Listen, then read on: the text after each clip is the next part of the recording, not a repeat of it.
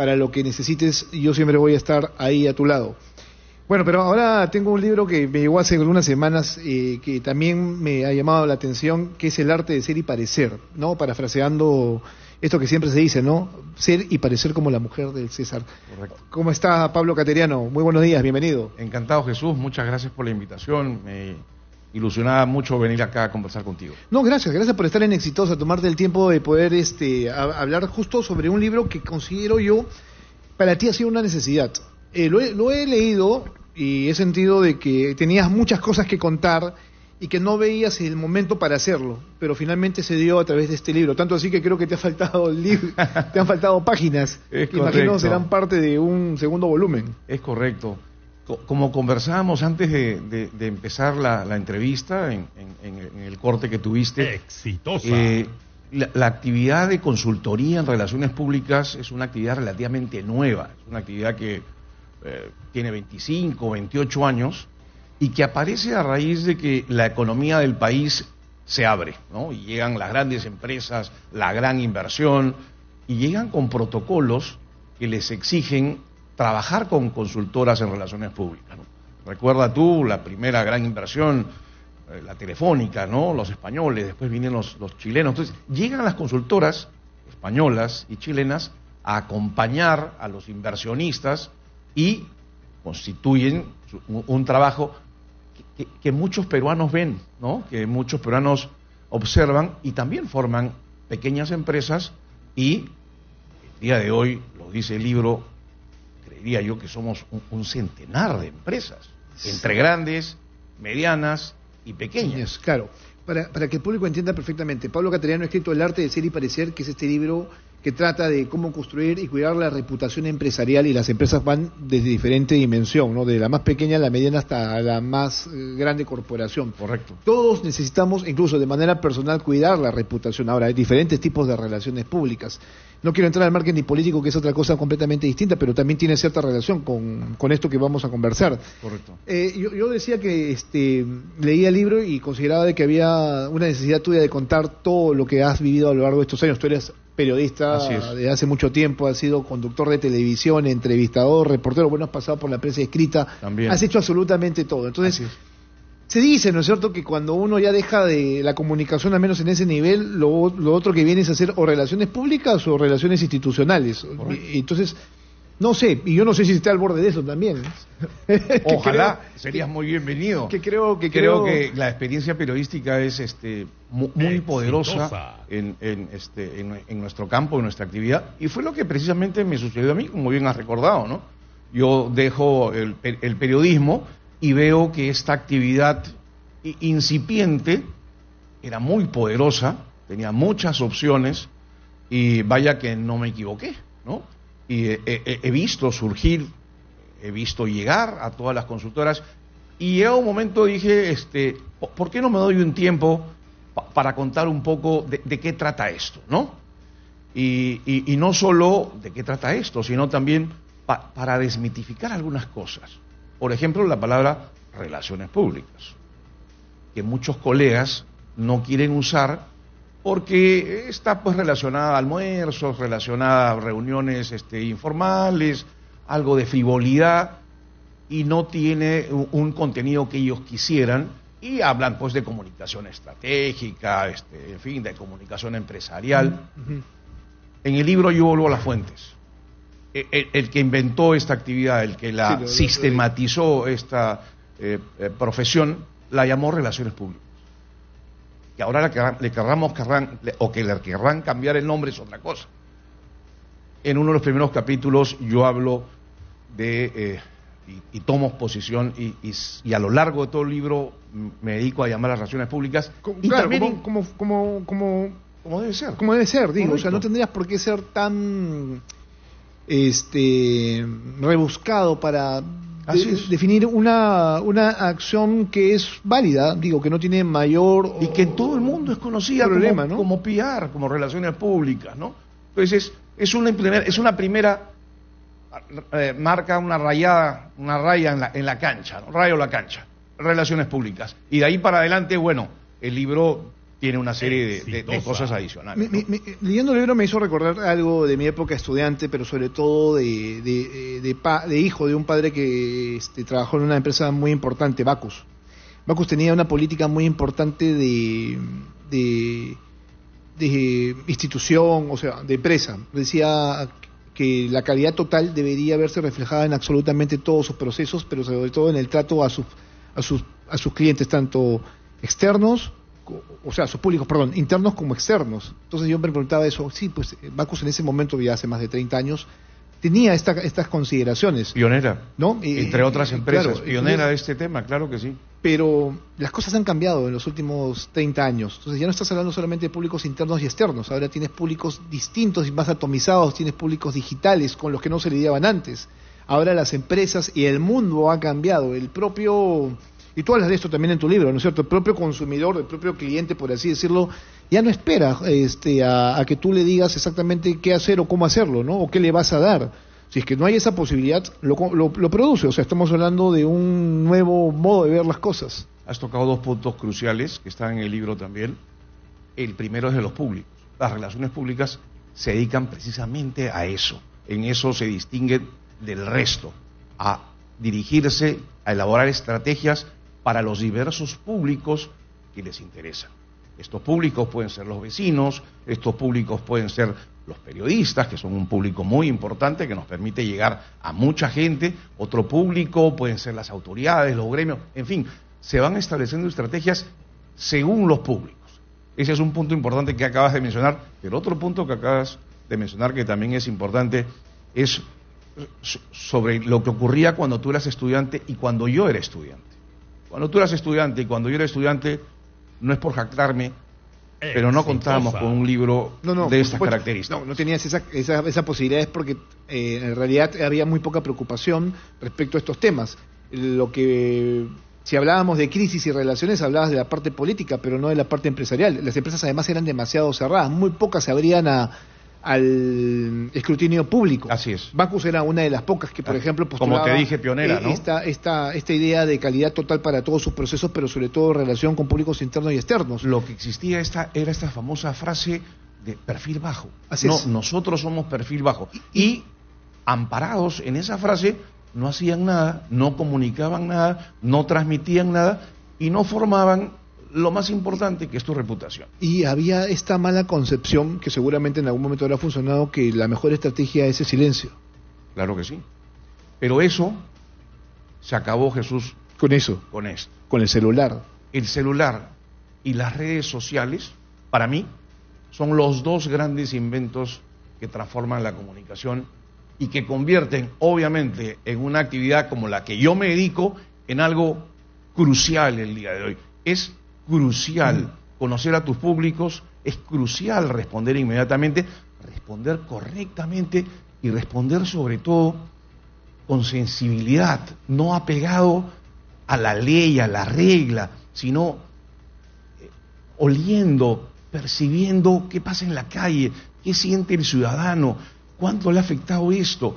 Entonces tienes que tener gente con mucha formación, gente muy experimentada, cuidando las redes sociales, monitoreando, como decimos nosotros. Y por eso, ¿no? Te decía, ya estamos en un nivel completamente distinto que hay que explorarlo de manera sistemática, porque tú no sabes a lo que te enfrentas. Hoy tienes 5 o 6 redes sociales de mayor impacto, pero tú no sabes qué mañana va a aparecer y bajo qué criterios va a aparecer. O sea, tienes X, que antes era Twitter, tienes Instagram, cada uno con sus determinadas características, y con cada una de ellas tienes que empezar a lidiar, ¿no? Con Facebook, con YouTube, con TikTok, que es ahora la plataforma donde la mayor cantidad de personas se informa. Claro. Entonces, donde tú como periodista, como relacionista público, te tienes que ver obligado a estar. Porque claro, si no estás, también pierdes esto que se llama marca personal, ¿no? Es correcto. Cada plataforma, como bien lo has dicho, tiene una característica muy singular, muy propia, y cada empresa o cada institución, e inclusive persona, como lo dijiste al comienzo, las personas, cada uno de nosotros va labrando su propia reputación según cómo se comporta, según las cosas que dice, según los comentarios que hace, etcétera. Claro, antes era mucho más fácil, por ejemplo, limitar tus estrategias. Hoy tienes que tener múltiples estrategias para poder lidiar con los públicos. Te decía antes porque, claro, tenías solamente medios tradicionales con los cuales lidiabas y ahí nomás quedaba tu impacto, pero ahora no, ahora todo es 360 y es segundo a segundo, podría ni siquiera decirle minuto a minuto. Es correcto. ¿No?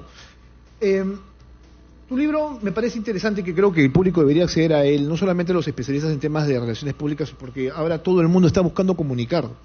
Así es. Desde el más chiquito hasta el más grande. Todo el mundo entiende de que ahora es un actor importante, ¿no?, de la sociedad y quiere hacerse conocido.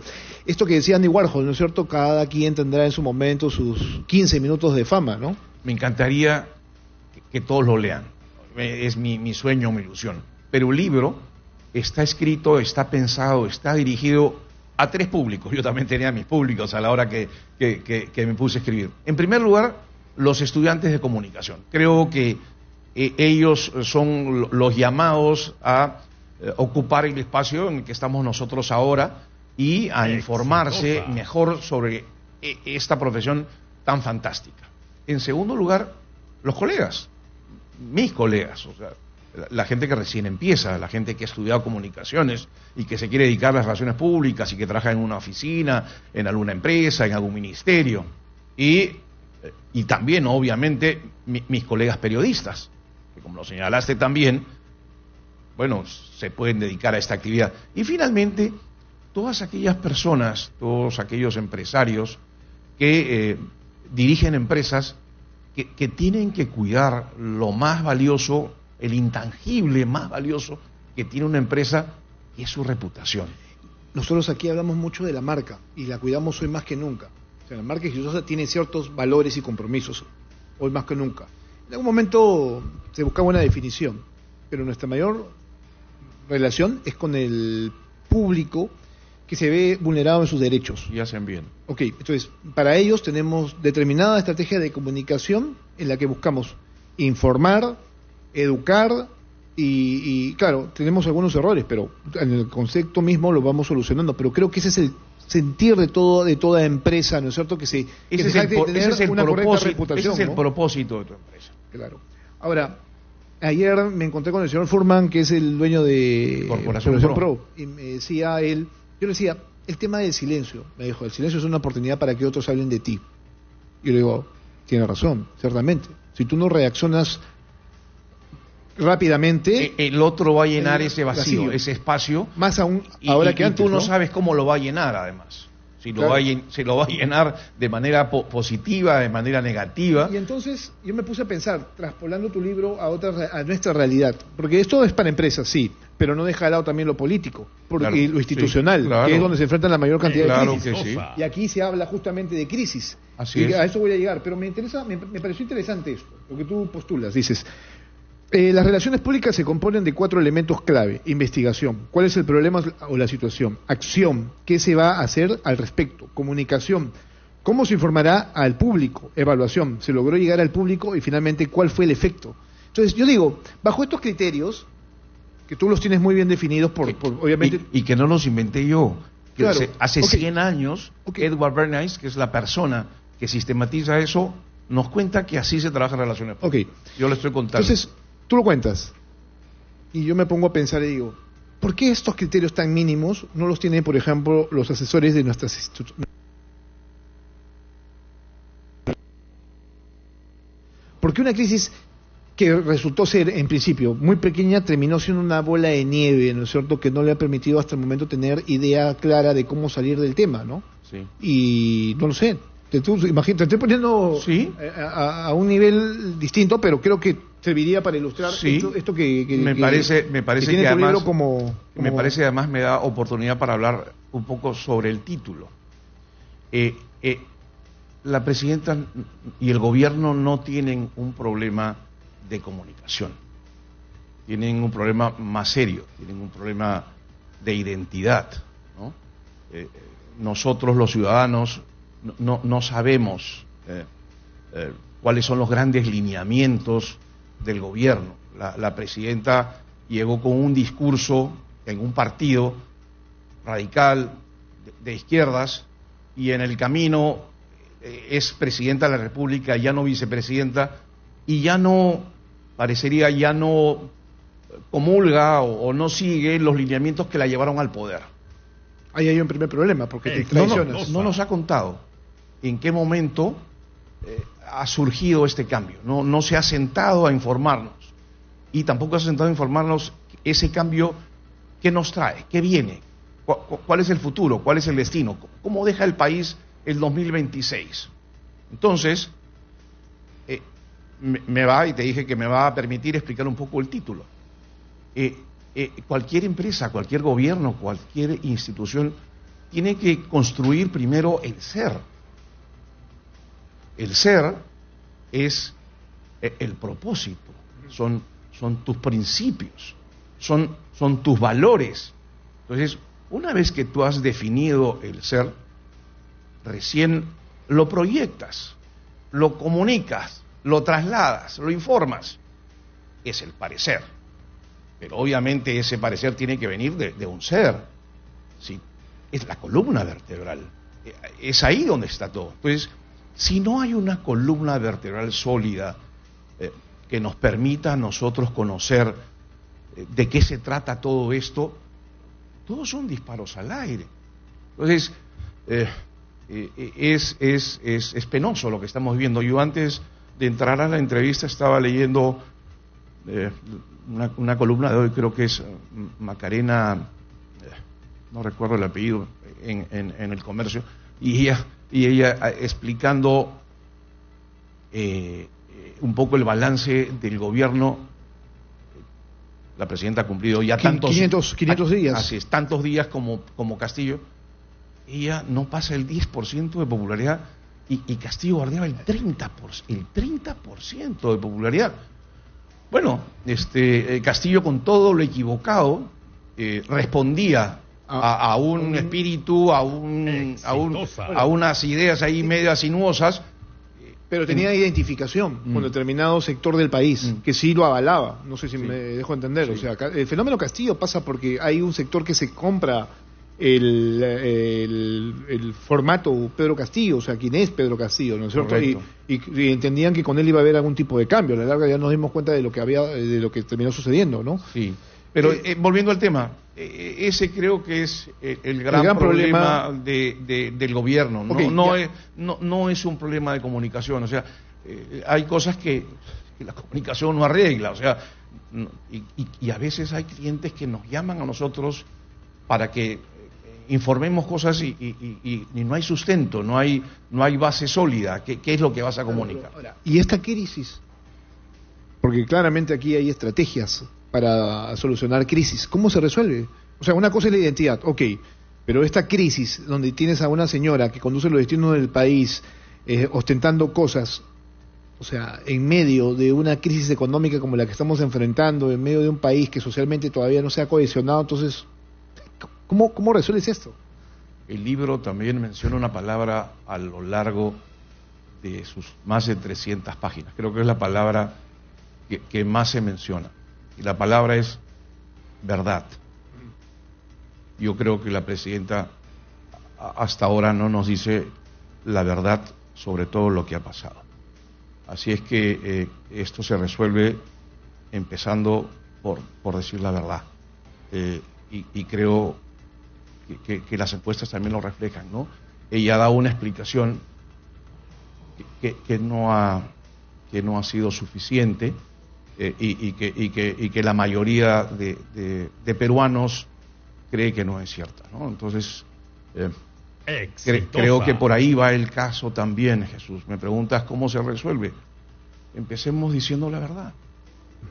Y yo creo que cuando la diga, mejorará su percepción y su vida será más tranquila y será mejor y podrá llegar al gobierno sumando, ¿no? ¿Por qué cuesta decir tanto la verdad? Y esto es transversal a lo político y a lo empresarial. Cuesta, pues. Cuesta porque se temen ciertas cosas. Las consecuencias. Claro, consecuencias en lugar de reconocer el error o reconocer la falta, que es muy difícil y que en muchas ocasiones se debe hacer. creo que también lo digo en una parte, la gente perdona el error, pero la gente no perdona el encubrimiento, la gente no perdona el engaño, ¿no? Cualquiera de nosotros puede errar, puede cometer un error, pero lo que hay que hacer es reconocerlo. Sí, claro, eso es parte importante. No, quería que tú lo mencionaras porque esto está bien claro en tu libro. También respecto al tema de la ética y la deontología, ¿no? Que mueve también al mundo de las relaciones públicas. Correcto. Ustedes no pueden ir en contra justamente de esto que es importante, ¿no? El decir la verdad. Así es. Las relaciones públicas tampoco reducen el impacto de lo que pueda venir más adelante, ¿no? Simplemente... Sí, no somos magos, claro. Sí, el hecho está ahí y sobre eso hay que trabajar. Y nuestra mejor herramienta es trabajar con la verdad y facilitar mensajes que sean de fácil recordación, que sean rápidos, que sean cortos, que sean pocos, pero que obviamente se sustenten en hechos que más adelante no van a ser cuestionados, porque está claro que tú dices algo y después no es que te lo creen de frente, van a ir a ver si lo que has dicho es verdad. Y hay mucha gente, muchos políticos que sueltan frases y después no piensan en... Pablo, hoy más que nunca se hace contraste. Pero claro que sí. Antes era, digamos, un poco más complejo al hacerlo. Hoy las fuentes... Es más, nosotros como medios de comunicación, para que el público lo sepa, tenemos que lidiar constantemente sobre las noticias que son falsas, por ejemplo, para hacer contraste, verificación. A veces metemos la pata, pero tratamos que el impacto sea el menor posible, ¿no? Recuerda a Toledo cuando dijo muy suelto de huesos que el dinero que había recibido, lo había recibido por abonos del Holocausto a su suegra, ¿no? Y lo dijo y obviamente quien le entrevistó la sintió, ¿no? Porque si él lo dice, ¿no? Debe ser cierto, ¿no? Al día siguiente están investigando, se cumple mentira. ¿Tú sabes qué pasó? Mentira, ¿no? O sea, una mentira así inmediata. Él salió bien librado de la entrevista o creyó que salió bien librado de la entrevista, pero se nos presentó pues como un mentiroso, que es lo que finalmente había sido a lo largo de todo el tiempo. Sin ir muy lejos, ¿no? Dina Boluarte con el tema de los relojes. Viste que nosotros también hicimos un contraste, ni bien salió la información a través de la encerrona, acá empezamos a ver, declaración jurada, entra a la Contraloría para ver la declaración jurada de la presidenta, no hay, hicimos la verificación, no hay declaración de bienes de este tipo, no los hay un primer problema, entonces, porque como funcionaria pública tiene que aclararlos, son regalos que dice la ley de transparencia. O sea, hay mecanismos ahora con los cuales trabajar y seguramente que ustedes también como relacionistas públicos los deben conocer porque tienen que empezar a hilar fino respecto a los golpes que se van presentando, ¿no? Porque claro, la prensa en este caso hace su labor y eso es exponer la mayor cantidad de errores posibles de quien está manifestando algún tipo de testimonio, ¿no? Claro, y a veces el mensajero se convierte en el culpable, ¿no? Y el periodista que investiga, el periodista que demuestra que lo que tú has dicho no es cierto, se convierte en un enemigo. ¿Tú recomendarías eso como, o sea, no lo he visto en tu libro, pero ¿esa es una recomendación saludable esta de atacar al mensajero? Claro que no, claro que no.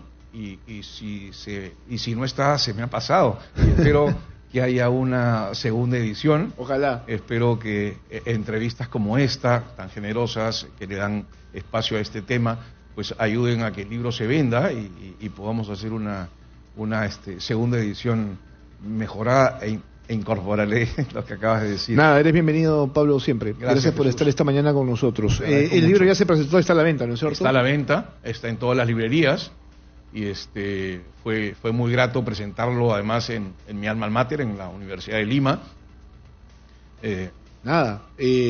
Para los profesionales en comunicación, relaciones públicas que quieran tener mayores herramientas ya está a disposición. Pablo Cateriano, El arte de ser y parecer. Cómo construir y cuidar la reputación empresarial. Eso es importante para todos en general. Gracias. Gracias a ti, Jesús. Encantado. Bueno, esto es de Conecta, es un sello de Penguin Random House. A ellos también las gracias por el libro que ahí lo he marcado. Veo que lo tienes bien marcado, sí, bien hecho, me gusta. Todos los libros los tengo marcados y bien sellados. Hago mis ex libris, ¿sabes, no? Me gusta. O sea, hay cierta relación con los libros y querencia también. Hay que apreciar los libros. Claro que sí. Ahí me pregunto a veces, sabes muchas cosas, no, pero es que también me dedico mi trabajo, y creo que el trabajo de un periodista como un relacionista público es esto. A mí me pagan por leer. Es uno de los primeros consejos que doy cuando hablo sobre las características del relacionista público, que es muy parecida a la del periodista. La ventaja del periodista es que desde que entra a la redacción lo acostumbran a leer, ¿no? Llegas y lo primero que tienes que hacer es estar informado. Es lo que yo también promuevo entre mi equipo. Bueno, que haga eso como una recomendación para todos. 10 de la mañana con 26 minutos, vamos a la pausa y volvemos de inmediato. Esto es Hablemos Claro aquí en Exitosa, en Lima 95.5 de la FM.